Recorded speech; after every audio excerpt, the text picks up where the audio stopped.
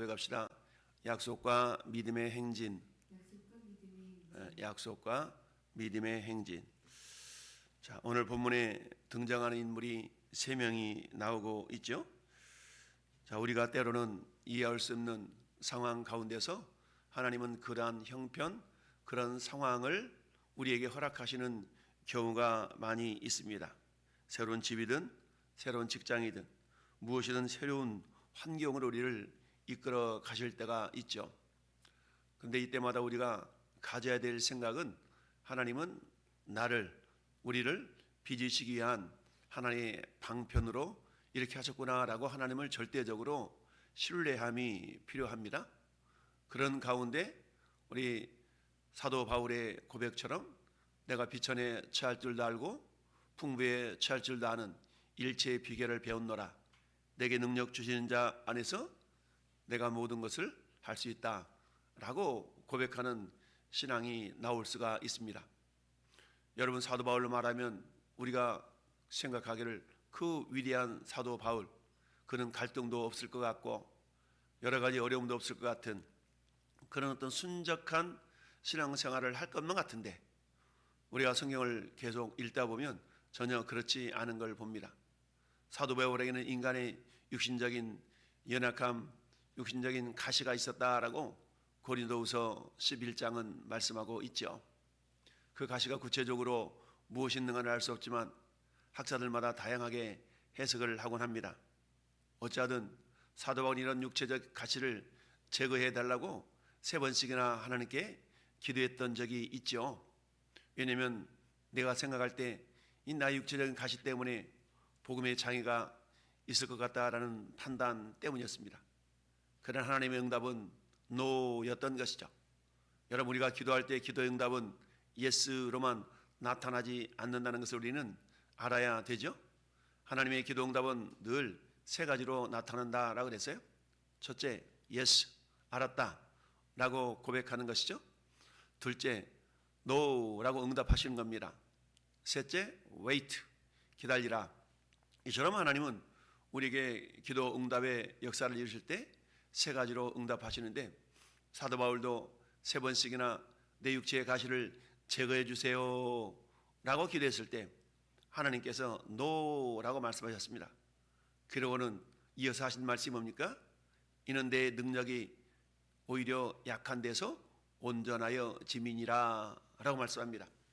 여러분, 우리가 먹든지 마시든지 무엇을 하든지 하나님의 영광을 위하여 하라 라는 그런 성경의 말씀을 늘 고백하면서 나아갑니다. 즉 하나님은 우리를 영광의 도구로 이 땅에 보내셨다라는 사실, 그러니까 먹든지 마시든지 무엇을 하든지 하나님의 영광을 나타내야 되는데 내가 좀 더 건강하고 내가 좀 더 잘 나간다 그러면 자칫 잘못하면 그 공을 하나님께 돌리지 아니하고 내가 잘났기 때문에 라는 그런 교만함에 빠질 수가 있다는 것이죠. 우리 하나님이 그걸 너무나 잘 아셨기 때문에 사도 바울이 3번씩이나 내 육체의 가시를 제거해 주세요 라는 그런 기도를 드렸을 때 우리 하나님의 응답은 노라는 것이었다는 얘기죠. 이처럼 우리는 이해할 수 없는 환경 상황 가운데 우리가 던져지는 것을 경험할 수가 있는데요, 이때마다 우리가 절대적으로 신뢰해야 될 것이 있는데 그것은 따릅시다. 하나님은 선하십니다. 그렇죠. 하나님은 선하시다라는 것을 우리가 고백할 수 있어야 됩니다. 하나님은 선하시다. 둘째, 우리가 하나님은 선하시기 때문에 둘째, 하나님은 따릅시다. 모든 것이 합력하여 선을 이룹니다.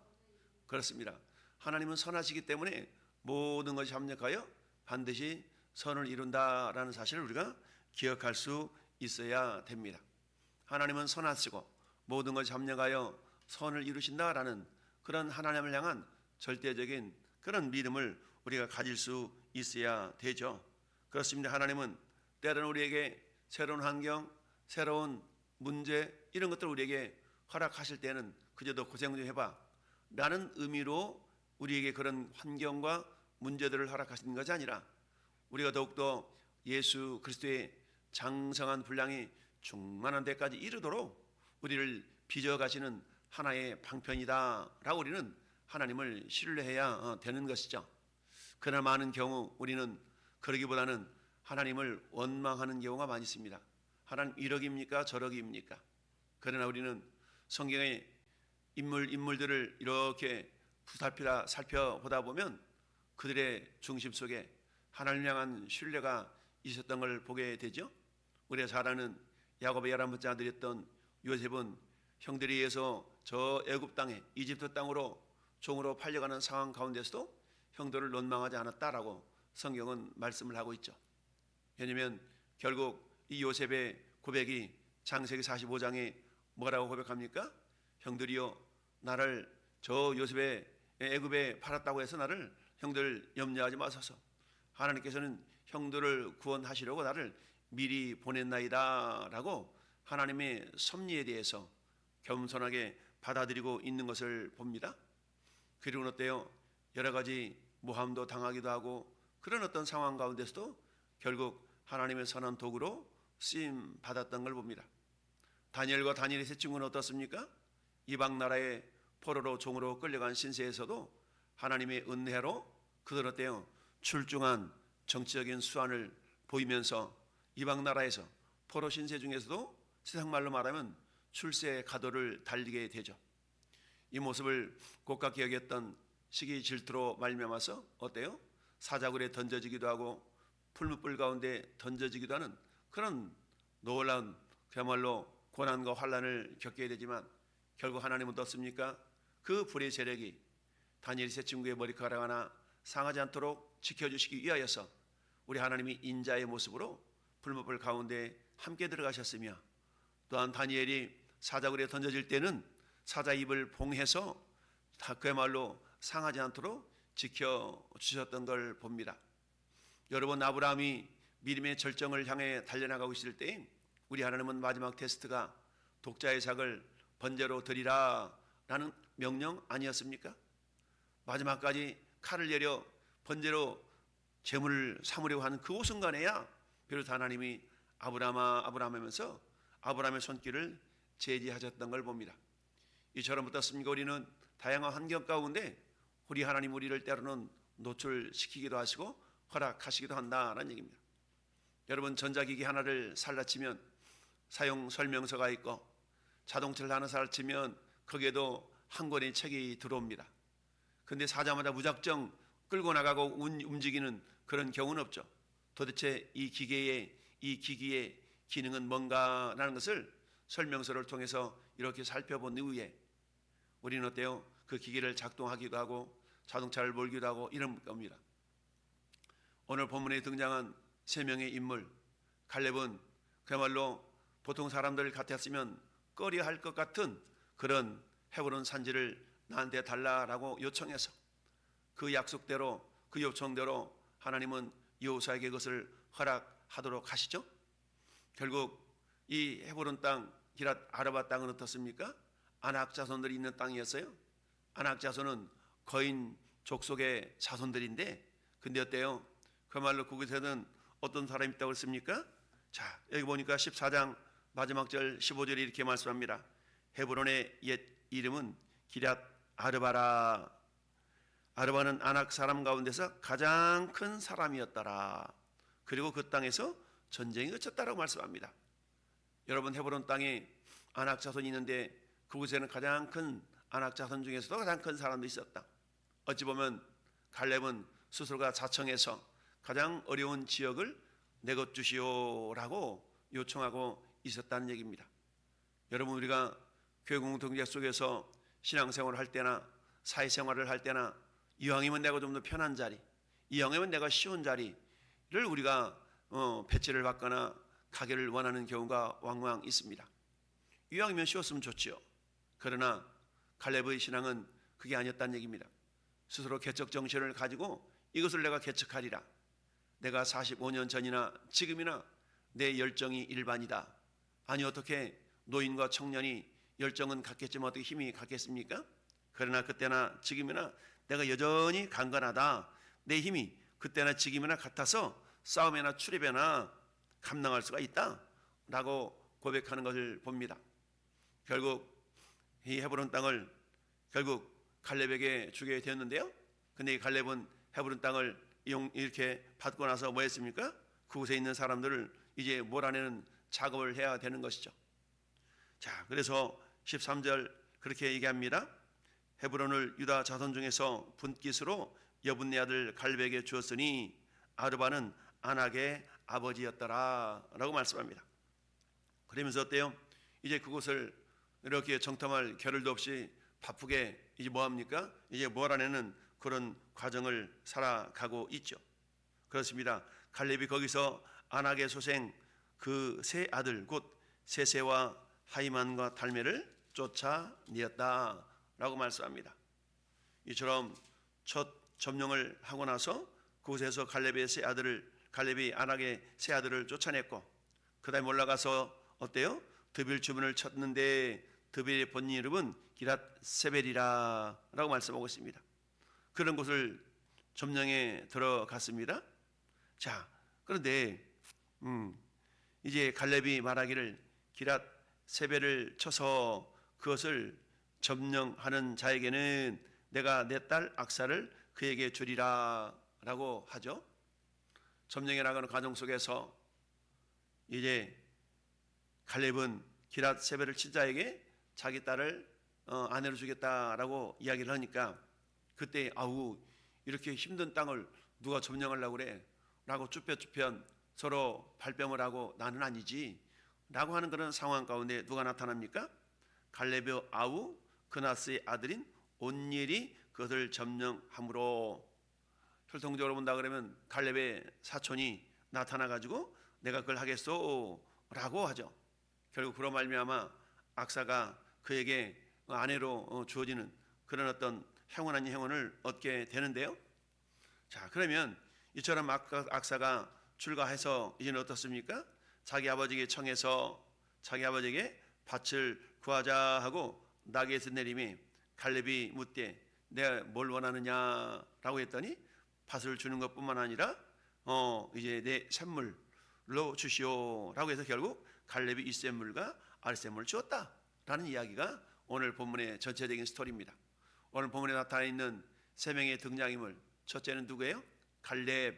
두 번째는 누굽니까? 갈렙의 딸 악사. 세 번째는 누구예요? 온니엘. 세 사람이 등장을 합니다. 우리가 아는 것처럼 갈렙은 어떻습니까? 여러분 여호수아, 신명기, 민수기에 다 등장하는 중심 인물이죠. 이처럼 가나안 땅에 정탐꾼으로 보내서 하나님의 뜻을 알고 어때요?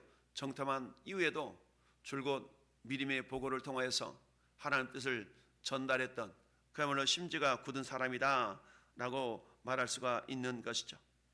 뿐만 아니라 이 갈렙은 나이가 85세가 되었어도 여전히 열정만큼은 어때? 젊은이 못지않는 그런 열정을 품었던 사람인 것을 보게 됩니다. 그렇습니다. 이 갈렙은 형편 상황이 어떠하다 할지라도 그것을 피하지 아니하고 정면으로 맞서서 자기 소유를 삼은 그야말로 믿음의 사람이요 용맹의 사람이요 그런 존재라는 것을 오늘 성경 우리에게 확인시켜 주고 있습니다. 한마디로 말하면 하나님의 약속을 부여잡고 믿음으로 그것을 쟁취해 나가는 행진을 멈추지 않는 사람이었다라는 얘기죠. 그렇습니다. 오늘 이 시대 하나님 때로는 우리에게 새로운 환경을 허락해 주실 때가 있습니다. 새로운 환경으로 이끌어갈 때가 있다는 얘기죠. 그럴 때 우리가 생각할 것은 하나님은 선하시다. 하나님 반드시 합력하여 선을 이루신다 라는 절대적인 하나님을 향한 신뢰, 그리고 그것을 통해서 나에게 주시려는 하나님의 복이 뭘까? 라고 우리가 생각해 볼 수가 있어야 됩니다. 두 번째 등장인물이 우리가 아는 오늘 두 번째 인물은 어때요? 온니엘이라는 사람입니다. 물론 갈렙의 사촌이었지만 이 온니엘의 성품은 어떻습니까? 그야말로 갈렙이 기랏 세벨을 이렇게 싸울 만한 존재를 찾을 때 그는 마다하지 아니하고 자원해서 그곳에 나가 싸움을 싸웠던 용맹스러운 자다라고 말할 수가 있습니다. 한마디로 말하면 부름에 응답한 그 사람은 나중에 사사시대에 들어가서 최초의 사사로 쓰임을 받게 되죠. 이처럼 주님 내가 하겠나이다, 내가 여기 있나이다. 이사야 선지자가 이사야서 6장에서 주님이 부르실 때에 내가 누구를 보내며 누가 나를 위하여 갈꼬라는 그런 주님의 초청 앞에서 이사야 선지자가 내가 여기 있나이다 나를 보내셔서 자원하는 마음을 품었던 것처럼 우리가 하나님의 귀한 사역을 감당하는 축복의 통로들로 부름받고 쓰임받을 때도 역시 마찬가지죠. 우리는 어때요? 내가 원하는 일, 내가 기뻐하는 일, 나에게 맞는 일, 이왕이면 그렇게 하는 걸 참 좋죠. 그러나 때로는 어떻습니까? 내가 서툰 일, 내가 생소한 일이 나에게 주어질 때도 있다라는 사실입니다. 그러나 이런 상황 가운데서 마치 갈렙이 개척자의 정신으로 헤브론을 쟁취하였던 것처럼 우리는 역시 마찬가지입니다. 하나님께서는 나보다 나를 더 잘 아시는 분이라는 얘기죠. 따라서 우리가 어때요? 나에게 어떤 일이 주어진다 할지라도 반드시 우리가 가져야 될 생각은 하나님은 선하시고 신실하시다. 반드시 합력하여 선을 이루신다. 라는 그런 믿음을 가지고 우리가 열정적인 그런 어떤 믿음의 자세로 행진하여 그것을 내 것으로 삼을 수 있어야 됩니다. 그런데 온니엘이 그런 믿음의 모습을 보이는 것이죠. 결국 이 용맹스러움이 사사시대의 최초의 사사라는 그런 명예를 낳는, 그리고 적들을 물리치는 데 귀하게 쓰임받는 그런 어떤 모습을 보여주고 있죠. 세 번째는 어떻습니까? 온니엘의 아내가 되었던 우리가 악사를 살펴볼 수가 있습니다. 그렇습니다. 갈렙의 딸이면서도 악사는 어떻습니까? 수동적인 인물이 아니라 적극적으로 새로운 땅을 누리고 취하는 자였다라는 사실이죠. 그가 갈렙이 자기 딸을 어떻습니까? 온니엘에게 이렇게 결혼을 시켜 출가시킬 때에 이제 이 악사가 아버지에게 요청한 내용을 보세요. 19절에 내게 복을 주소서. 복이라는 것은 생명에 대한 권리라고 그랬잖아요. 그러니까 악사는 자기 남편 온니엘과 함께 새로운 땅에서 살아가야 되는데 그 당시에 광야에 있어서 가장 중요한 것이 물이지 않습니까? 그러니까 어때요? 네겝 땅으로 보내시오니 네겝으로는 남부 지역에 있는 그 광야 지역이라 할 수 있거든요. 그러니까 샘물도 내게 주소서 했더니 갈렙이 윗샘과 아랫샘을 그에게 주었다라는 얘기입니다. 이처럼 척박한 땅에서 그야말로 살아갈 수 있는 샘물도 함께 달라라고 요청했던 것이죠. 즉 악사는 어떻습니까? 내가 무엇을 구해야 될 것인가, 내가 무엇이 필요한 것인가를 정확하게 꿰뚫고 있는 사람이었다라고 말씀할 수가 있죠. 우리는 이런 여인을 한마디 말하면 잠언서 31장에 나오는 현숙한 여인이다 라고 표현할 수가 있습니다. 오늘 등장인물 갈렙과 온니엘과 악사, 이 세 사람의 모습을 통하여서 과연 내가 어떤 부류의 사람이라 할지라도 이들은 하나같이 첫째는 어때요? 적극적인 믿음의 행진을 이끌어 나가는 그런 내딛는 그런 믿음의 사람이었던 걸 보게 됩니다. 성경 우리에게 말씀합니다.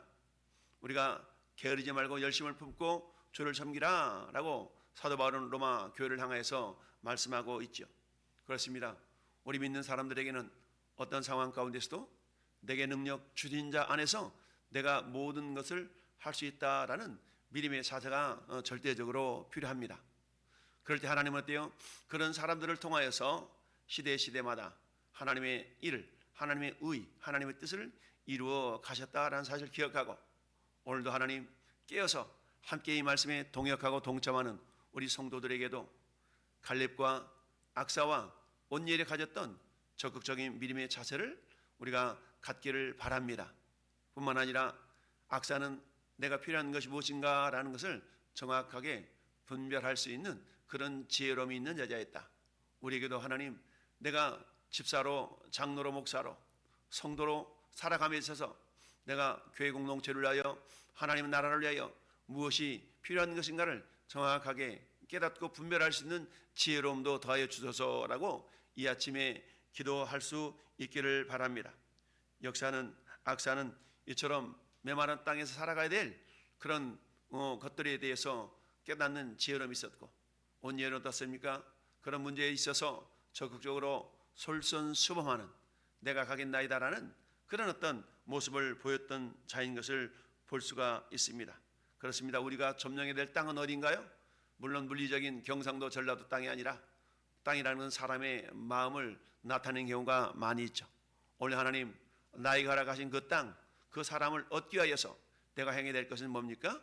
우리가 긍정적이고 적극적인 믿음의 자세를 통하여서 주님이 나에게 주신 그 영혼 땅 끝까지 이르러 내 증인이 되라라는 말씀을 부여잡고 오늘도 주님의 그 성령의 충만함을 사모하면서 그 영혼들을 주께로 돌려드림으로 하나님의 큰 은혜를 함께 나누는 복된 하루의 삶이 될 수 있기를 예수님의 이름으로 축원합니다. 아멘.